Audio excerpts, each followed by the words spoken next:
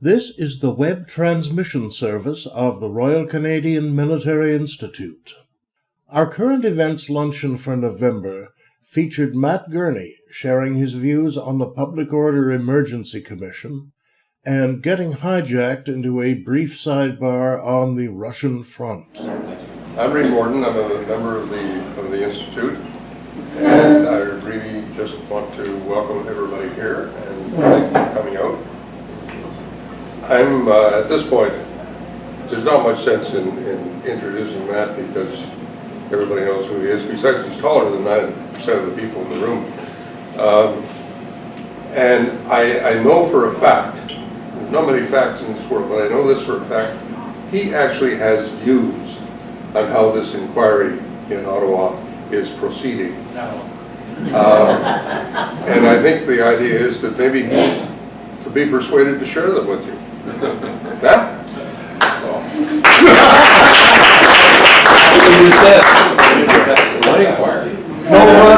No pressure. Well, my arm having been thus twisted. So let's talk about this. And one of the things I find remarkable about this, and I want to, well, first of all, as always, great to see everybody here, and thank you very much for the intro and the invite, and for lunch. Let's talk about the inquiry. And let me tell you where I start with this, because I start with a place where normally I talk about the news, I don't talk about me. I was in Ottawa for a few days during the protest. I wrote 3 pieces from Ottawa and then a series after. And some of the work that I did while I was there has even been used as evidence at the commission. And I mention this simply because I'm involved in this in a way where every day my accuracy is being tested. Was I accurate in Ottawa with what I was seeing, what I was judging? And 3 or 4 weeks ago, for The Line, which is the magazine I edit online, my business partner and I, my co-editor, Jen Gerson, she and I agreed that we would have a policy, and we would adopt the policy at the outset of the commission, which is that we would rush to no conclusion. We would avoid the temptation of rushing to hot takes and instant analysis of every day's events, because we would let it play out, because you never know what's going to be, what documents will be put into evidence, what testimony you'll hear. And we decided we'll watch it, we'll provide weekly updates, but we won't rush to any conclusions. So now I guess we're about 4 weeks into this thing, 2/3 of the way through, and then there'll be the process where the report is written. And I'm still sticking to my policy of wait and see, where I'm not rushing to any conclusions. But I can tell you, personally, how have I done so far? How has what we've learned at the commission aligned with what I was reporting in February and March? The good news is, overall, very well. There is one thing that I felt and reported in February that I can't tell you for sure yet is wrong, but I've been looking at my writing then, looking at what we've learned since, and I've been thinking, I don't know if I was right about this. And there is one thing that I, honest to God, just don't know yet. And we're going to talk about that a little bit lower, a little bit later on. Lower in my notes, a little bit later on. Overall, thus far, I think what I wrote in February and March has been largely validated by what we've heard. But I wanted to start with that because you guys should know this is a rare instance where I'm going to step up and I'm going to talk with you guys about some issues here. But I do have a stake in this one. It is in my best interest to be proven right. It is not in my interest to be proven wrong. And I should admit that to all of you guys at the outset. So far, mostly so good. We'll talk a little bit about the differences in a minute. So what have we learned at the Public Order Emergency Commission so far? I would actually say a frustrating little. Everything we have learned, to me, has opened up about 10 other questions. I think we're going to need 15 other commissions to go and just explore some of the issues that have been raised at this one. I honestly feel at this time that I understand the event less than I did 6 months ago, as we've learned so much about it. The issue at the core of the commission is whether or not the Emergencies Act should have been invoked. It's right there in the legislation. It's a statute requirement that after the Emergencies Act is invoked, that a commission within 12 months deliver a report on the circumstances that led to it. Our current government has very carefully, and I would say cutely, tried to guide that. In setting out the terms of the commission, they sort of said the commission shall seek to explain everything other than their own performance. The legislation requires an analysis of whether or not the act was appropriately used. The government has very carefully tried to nudge the frames of reference onto other matters. They won't get away with it because it is a statute requirement, but I did think it was interesting that they would try. So, 4 weeks in, and I'm still withholding final judgment. Here's where I stand. The more details we have learned about the Emergencies Act inquiry, the more I've become convinced that it should not have been necessary to use the Emergencies Act. But I want to quote another journalist, Sandy Garasino of the National Observer, who wrote, and she's tweeted it, and I actually thought it was the snappiest summation of everything I've seen thus far. She said, the police forces are telling us that they did not need the Emergencies Act to end the protests, but did not end the protests until they had the Emergencies Act here. And I don't know how to reconcile that. So, based purely on what's in evidence, from the lawyers, the police intelligence assessments, the conversations among political officials that I imagine they never expected would be published in transcript form for all of us to read, I don't see anything in any of this. Thousands of pages of documents, of which I've read a depressing number of them. My God, it says I'm pouring through this stuff every day. I have yet to see something that has led me to conclude, well, there it is. This is the thing we couldn't solve any other way. The Emergencies Act is very clear. Has to be a problem that cannot be addressed without using the Emergencies Act. No other law of Canada is sufficient to deal with the problem. That's when you call the Emergencies Act. I haven't seen that. What was it? The bank accounts? Tow trucks? Police manpower? There is nothing in the evidence at hand so far. Nothing in the testimony, nothing in the evidence that suggests the Emergencies Act was required. But nothing was happening in Ottawa. And I've come, this is speculative, and there's two and a half more weeks of testimony yet, so don't blame me if I change my mind. But was the Emergencies Act, and I'm going to use the technical term here, was it a kick in the ass? Was that what it ultimately came down to, where the federal government basically said, we're 3 weeks into this, nothing is happening, we have beclowned ourselves, we're dropping the hammer, get your act together. Is that what it came down to? I don't know, but I'm honestly suspicious of that, and I have a suspicion, and again, I underline, this is speculation on my part. 3 weeks into this thing, we had Ottawa that was not in control of itself. The municipal government in Ottawa was not in control of its city. The province of Ontario had largely completely absented itself from the conversation. We'll talk more about that in a minute. The federal government actually had the least direct responsibility in Ottawa, but it had direct responsibility for the border crossings. And as public reporting at the time told us, the Americans were getting annoyed with us.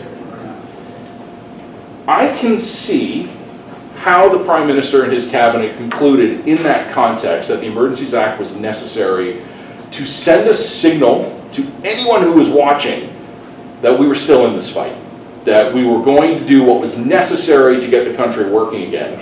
And I can also see how they came to conclude that since nothing else seemed to be working, maybe they did have to use the Emergencies Act to try and force people's hand. But what I cannot see, could not see then, and still cannot understand is how we got to that place. I can understand how 100 trucks could shut down a border crossing in Alberta or Windsor. I go to Red Wings games. I've driven across that bridge. It's not the hardest thing in the world to imagine blocking off the Ambassador Bridge. But the one thing that I cannot understand is what happened in Ottawa. And I'm not using Ottawa here as a euphemism for the federal government. I mean the city of Ottawa, the municipal government. How did they let themselves lose the city? And I was there at the time, and the weird thing about Ottawa at the time, folks, I visited friends when I was out there. If you're a mile or two away from the protests, visiting an old friend from high school, life was normal. Kids were in school, convenience stores were open, people were walking the dogs. You went to Parliament Hill, the municipal government did not control a significant part of the city. It wasn't violent. It wasn't aggressive in the main. But it also wasn't the guys being in charge. And one friend of mine who was very sympathetic to the convoy, in line with his overall politics, said to me, "Matt, I'm reading your reports, and why is this a problem?" I said, well, it'd be the same problem if you came home after work and somebody you didn't know was throwing an amazing party in your house. And you're thinking, my God, this is a great party, but what's it doing in my house? In Ottawa, you've all read the stories, the bouncy castles, the kids playing, the grills firing up the sausages and the hot dogs. I was there, I saw all of it. Wasn't supposed to be there though. And if you're a government and you can't enforce what's happening on your sovereign territory, whether you're a country, a province, or a city, you have lost the ability to do your most basic job. One of the questions I had coming into this thing, like I said to you before, I think I've gained more questions than answers, but we do have one answer. I wanted to look at the intelligence that was in place before the convoy arrived in Ottawa, because I was sitting in my basement office in Toronto, and I seemed to have a better understanding of what was about to happen than the Canadian government did.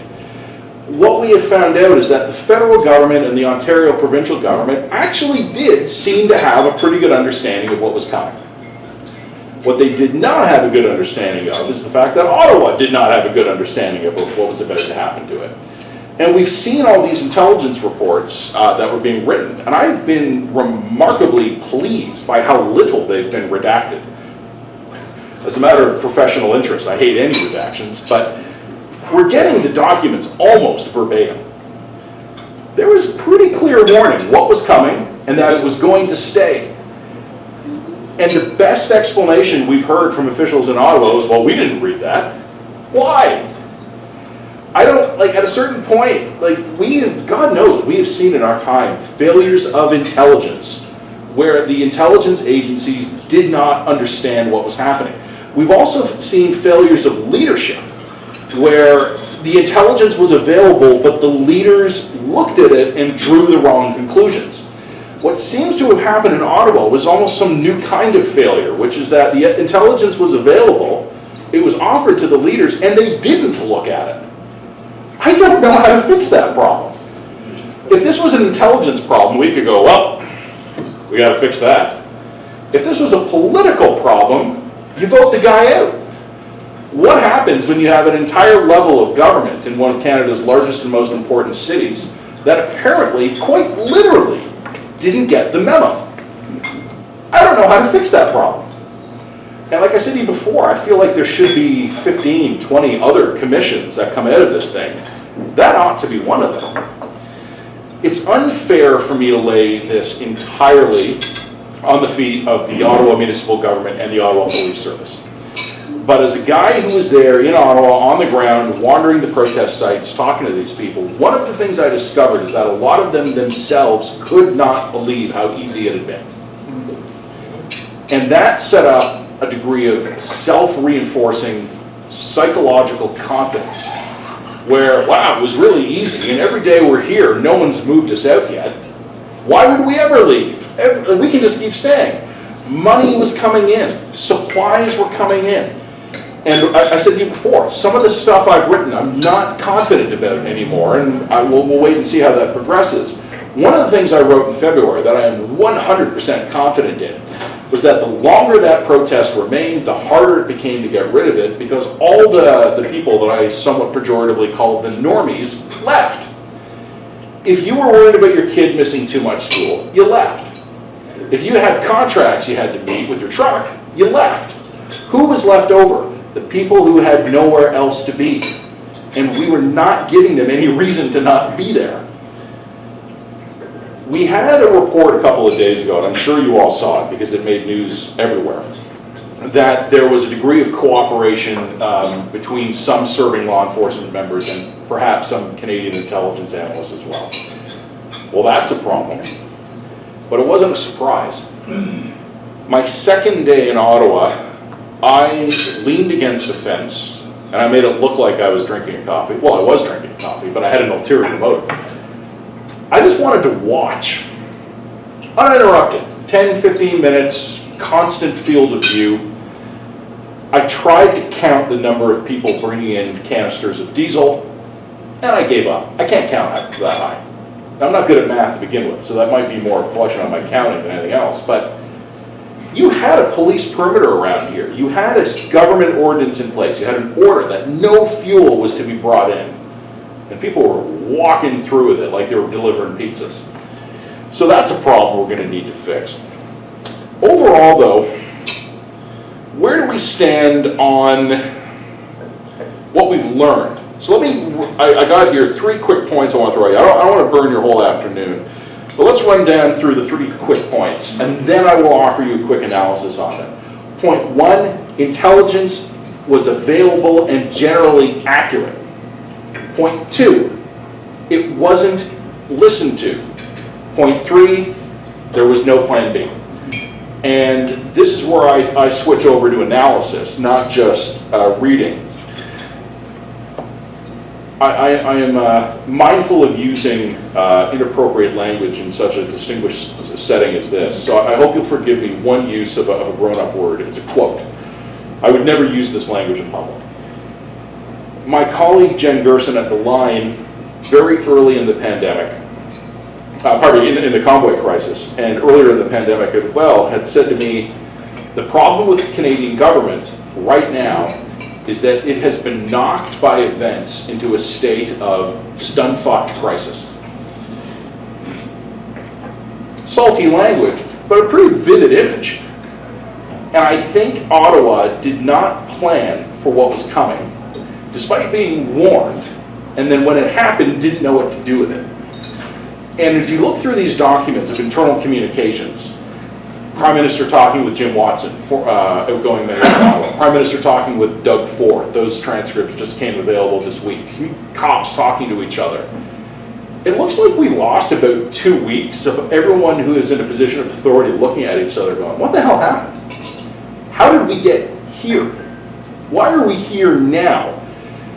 The RCMP and the OPP seem to have figured out pretty quickly that it was time to do something, that time to get a plan together, get the resources in place, and make a move. Ottawa was still asking, hey, can we see the reports that were being filed last month? And I just find it remarkable looking through these emails here, where Ottawa, as a police service and a municipality, well, as Jen said, they were knocked into stasis, they were stunned. And I think all of us can kind of understand that that's happened. It's happened to me before, where someone's given me a piece of news, good or bad, that was so wildly outside my expectations. I was like, but really?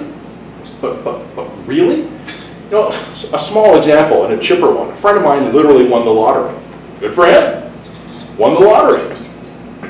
Took him like 5 days to accept it. It was sort of like the reverse happened in Ottawa, where they won the bad lottery and needed 2 weeks to accept it. In terms of lessons learned, here are the things that I worry about. I don't think the government of Ontario performed well during the crisis. I don't think the federal government performed well during the crisis. But I wonder if we're going to see, again, a version of something we saw during the pandemic. I have long maintained that the Canadian federal government's COVID-19 pandemic response was bad. But it looks great compared to the complete fiasco we saw at some of the provinces. You didn't have to do that good a job at the federal level to do a better job than the provincial governments in Ontario and Quebec did when their hospitals overflowed. You looked good by comparison. And I wonder if we're seeing a version of that play out now at POEC, where the City of Ottawa did such a terrible job, almost anyone else looks good by comparison. I don't think anyone looked good. Everybody looks better than Ottawa. And that worries me, because there are so few reporters in this country left, and there are so few people who have the time and the bandwidth to go and, in their own time, read the documents that have been declassified. They will go with whatever the predominant narrative is, and I think the predominant narrative so far is that the City of Ottawa and its police service dropped the ball and allowed the entire thing to happen. Personally, I agree with that narrative, but there's a lot more to it that I think we might miss if that's what we remember this thing for. So here's a couple of questions I have that aren't answered yet. Why did Ottawa drop the ball? Institutional failures, political failures, personal failures? I think personal. I think the people in the institutions knew what they needed to know, and I think they weren't up for it. We have a peacetime government in this country, and I think we have a peacetime government mentality. We don't live in an era where you can spend 2 weeks working your way through your denial before you respond to a situation that's unfolding in front of you in real time. And yet, as we've seen a few times in recent years, when hours count, the Canadian government is weeks away from making a decision. Federal, provincial, municipal, it seems to apply everywhere. The one thing that I have told you already, I think I might have been wrong about, I think I overestimated the Ottawa Police Service. And in my writing at the time, you can see an undercurrent of they're gathering strength, they're gathering information, they're making a plan. Looking at the documents now, I think when I was writing that, they were still in the stage of wondering what the hell had happened. So that's the thing I think I was wrong about. Some things I still don't know, and I said there was one element of to be determined. I still don't know who this convoy protest was made up of. I have no problem buying that 95% of the people there were decent, hardworking Canadians who had been radicalized and alienated by a once-in-a-century event. If we're honest with ourselves, we'll all admit the last 3 years we've had our moments of being not quite ourselves. I can understand how a lot of people got fed up and decided to show up in Ottawa. Talked to a lot of those people, many of them were very decent. But there was something else there.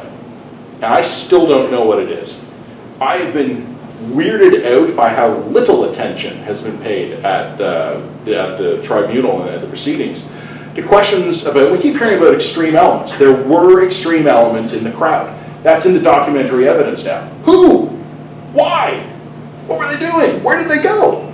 There seems an almost deliberate lack of curiosity about that, and I find that very frustrating. Like, I'm watching the testimony every day, and I want to beam in there and start asking the questions myself.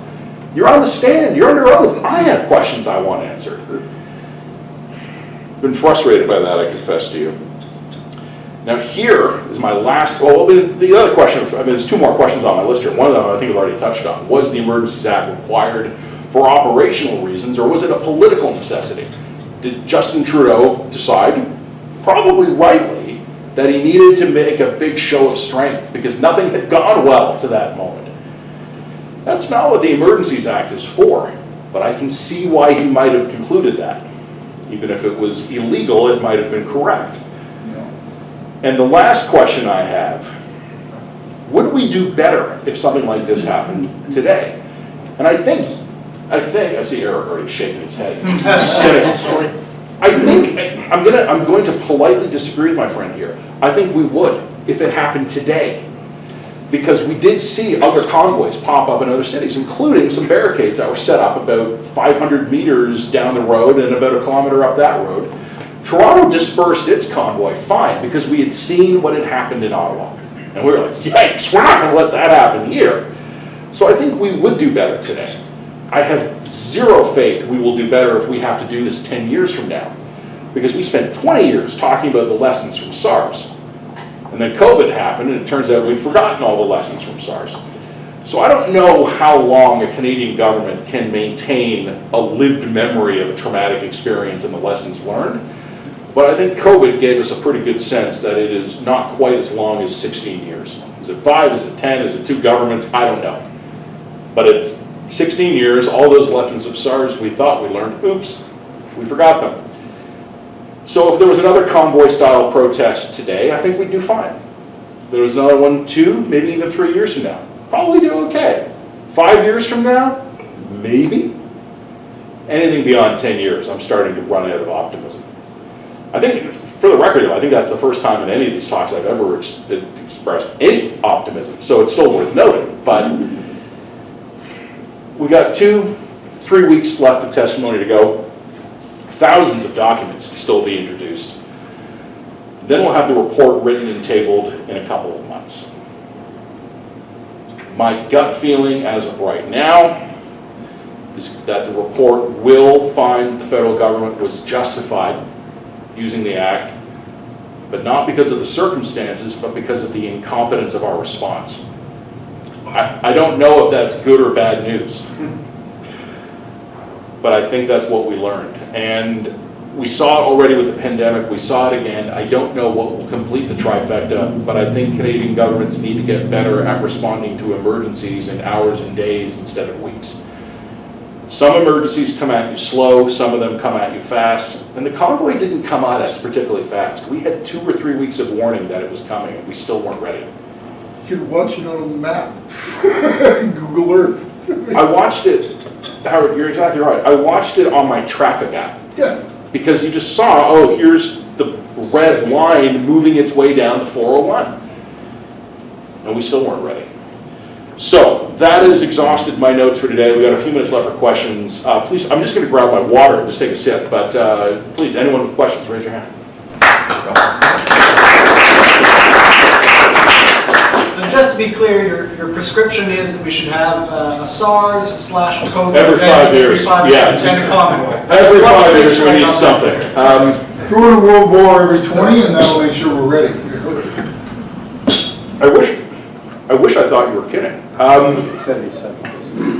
not convinced you're wrong. I mean, one of the things that I confess that I've been meaning to look this up. We all learned after COVID hit that our personal protective equipment, our PPE, it all expired. What I haven't done, and it's on my to-do list, probably one day I'll get around to it, I want to know when it expired. Because that might actually be an interesting metric of how long we could remain competent before our baseline unseriousness takes over again. So probably eventually I'll have to file some information requests, but I'm going to bet it's 2 government cycles. So, and I don't think it necessarily matters the partisan stripe of the government. 2 government cycles out, all the people who were senior staffers during the crisis, they're in the private sector. All the people who were senior staffers in the current government, they were junior staffers before. No one trusted them with anything. All the junior staffers were in high school. None of the politicians were paying attention except those guys who get reelected like 9 elections in a row and never get off the backbenches because they're weird. I bet you it's 2 cycles. And I bet you if COVID had hit in 2006 instead of 2020, Ontario probably would have done great. World leading. It didn't though. So we'll see how long it takes us to forget these lessons. Questions? Come on, guys. Throw a few at me here. I got my water. I can speak again. All right, I'll do one comment. The chief of police for the Ottawa Police Service, Yep. slowly, Mm-hmm. unfortunate name. He was completely unprepared. Yeah. Now, what I'm going to say is going to sound really bad, but I was in Ottawa when he was appointed. I've been in Ottawa and I lived in Ottawa when the mayor came up. And there isn't so much an attitude in Ottawa about getting the best person in the job, but rather do they fit a certain profile. Mm-hmm. And that's how we ended up with Watson. The guy's a moron at the best of times and has been for the last 15 fucking years, or 20 years, starting with the O train. And I've watched the billions of dollars he pissed away. The man can't plan, but he gets elected because he's Ottawa. Howard, I think I've written so many times the last 2 years, and it's exactly to your point. Our entire political class is disconnected from governance. If you're really good at politics, you will keep winning elections. And this is Canada, a big, happy country, far from most problems. A lot of the time, that isn't a problem. The difference between this politician versus this politician is how much money they spend on which issue. They get their pensions and they leave eventually. we've been hit repeatedly by emergencies lately. And what we're finding out is that you got a guy like Jim Watson. I don't know Jim Watson, because by the time like I was hitting my journalism career, he was already an old politician. He is. Yeah. And so I never really had any particular knowledge of him, but probably the most alienating experience I had during the convoy, in terms of just scaring the hell out of me, was tuning in and watching a live stream of an Ottawa City Council meeting and going, uh-oh, these are the guys pulling the levers of power. Yeah. There was a novel I read years ago, and it was kind of a sci-fi techno thriller novel where there's been some weird explosion of radiation in space and it's killed most of the people on Earth, but only the people who are on the dark side of the planet are alive. And the remaining US military units have gathered in Seattle. It's the only American city that survived. And they're trying to figure out who the Democratic leader should be, because the president, the Congress, they're all dead. And they figure out basically it's the Seattle city government. So you got these generals and admirals gathering in Seattle, and they're like, oh, we got to start making some big decisions. And the city councilor guys are like, we haven't even read the agenda into the record yet. We haven't figured out what the snack limit will be. We haven't figured out when lunch will be served. And at the time, I thought it was an absurdist, dark comedy until I saw it basically unfold before my eyes in Ottawa. These were the guys who were on the front lines of this thing. And I was looking at Jim Watson going, oh, point of order. All right, yeah, you get your 3 minutes on the floor. And it was just some like outpouring of embittered anger and frustration. And then Jim would be like, well, that's your time, okay. Oh, point of order, Councillor for Ward 13. And it would just be the same thing all over again. I have written a few times during the pandemic, I don't know how any of us have come through these few years while thinking anyone has your back. Watch the or read the transcripts or watch the video of that Ottawa meeting, and oh my God. Well, one more thing to add to that on Chief Slowly, and this I'm very hesitant to say, and I thought about it years ago, and I thought, no, this is not correct, and he's a diversity hire. He fit a certain box, because when you read his CV, this guy did not have the background to run a police service like this. And when he was confronted, he failed. And I have seen this happen before in the private sector. And please don't take me at this. You know, it appears to me to be that this may have been a diversity hire. Because he did not have the skill levels, to my mind. Howard, I'm shocked. I'm not. Here, Slowly was hired to solve a particular problem. And you want to call him a diversity hire, okay, I would actually phrase it differently. I would say he was hired not to oversee a police service, but to reform it. And if things had gone differently, he might have been able to do that. See, the thing is, I'm not an Ottawa guy. I've never been a municipal guy in Ottawa. I'm a Toronto guy, center of the universe, born and raised. But the Ottawa Police Service is a weird police service. They have had bad problems for years with internal discipline, corruption, bad management, yeah, all the things. Slowly was brought in to fix that problem, and maybe if things had gone differently, he would have been good at it. But he wasn't able to do what had to be done in this moment. And I think, Howard, to your point about failure, that's a matter of the factual record. Yeah, like I don't even think it should be controversial to say that the Ottawa police failed. They failed. He failed. This general failed. He did, but he had a lot. The soldiers didn't fail. The cops didn't fail. The general failed. And what bothers me the most, I think, is because if he had planned, as well as the Toronto Police Service did for whatever, and they had the same intel. Maybe the Toronto Police Service learned a little bit, in the interim, but the same intel. Had this guy had the skill levels, this shit will not have happened. We would not have found ourselves in this. This is his fault. The mayor doesn't know shit. You're the guy that. Sorry. I'm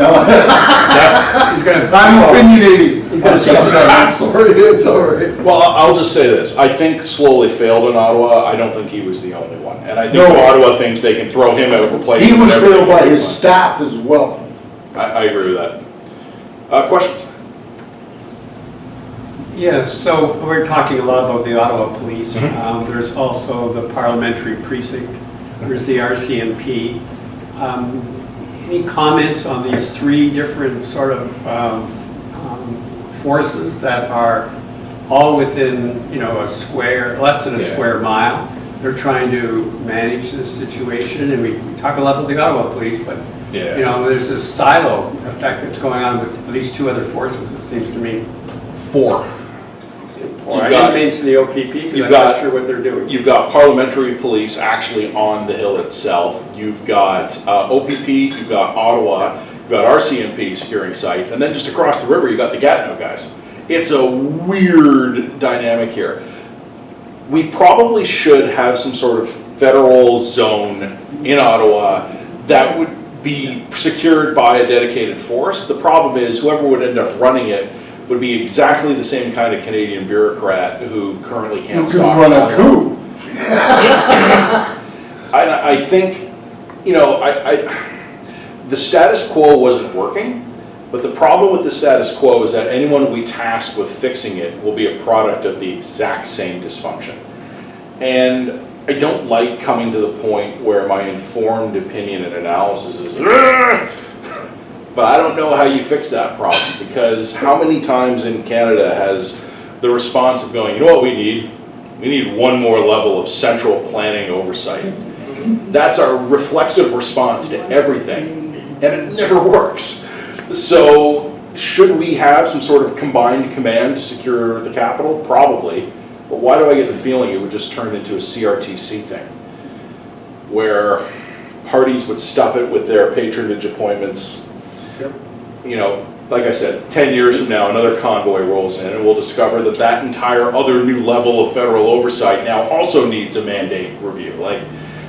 I don't know what the answers are. I used to kind of jokingly suggest that the Canadian way forward was having so many dysfunctional fiefdoms, they cancel each other out. It didn't seem to work in Ottawa, but that was my best idea. So I think you're absolutely right, Rod. There was a problem. I just don't know how we would trust them to fix it, because the same guys who'd be tasked with fixing it were the same guys who created that mess in the first place. And for those of you who know Ottawa, it's weird, right? Like you're walking down Wellington. Remember I mentioned I was leaning on the fence drinking the coffee? I was in different legal jurisdictions depending on which side of the fence I was leaning on. And we're shocked that things didn't go well. I just don't have any faith in anyone's ability. Give it to the RCMP. Well, they're having some leadership problems these days. Give it to the OPP. They don't have the manpower to do this. I don't think they have any interest in doing this. Give it to the Ottawa Police. Well, they failed. Create a new force. Well, that'll be a 30-year odyssey, which will start with a $100 million budget and end up costing $30 billion and never accomplish anything. I don't know what we do about this. Be woke as hell. I worry about it. I think probably got time here. Just watching the clock. Probably got time for two more, or we can wrap it. Eric, you're uncharacteristically quiet today.